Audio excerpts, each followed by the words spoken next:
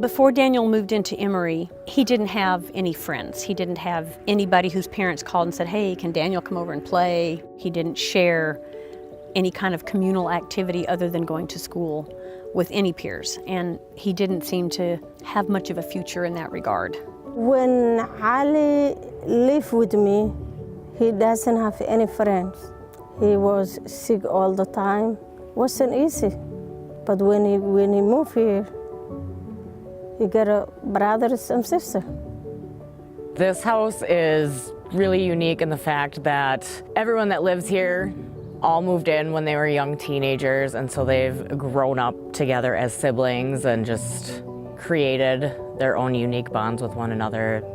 An important part of the job is really helping to facilitate and encourage and support relationships with others, such as friendships. When you have a comfortable environment to have friendships, then you have this comfortable eunice and individuality. With Ali and Daniel, their friendship is something that you feel. You get to experience it.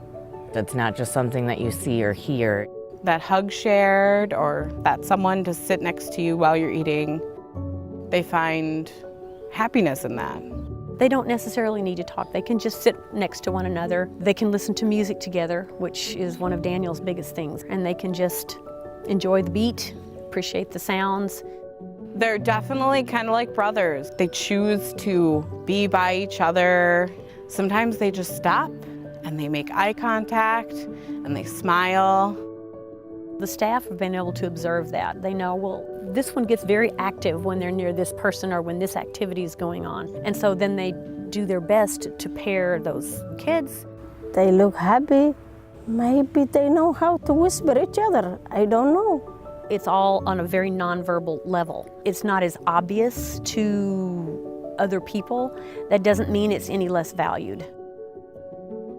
They've got family outside of Hammer, definitely, that's there and supportive and loving of them. But to have that person close, that kind of just gets them. It's important. If I speak to my heart, Hammer is hope for these kids. They have open arms. I feel like in family. I really, really, really love them.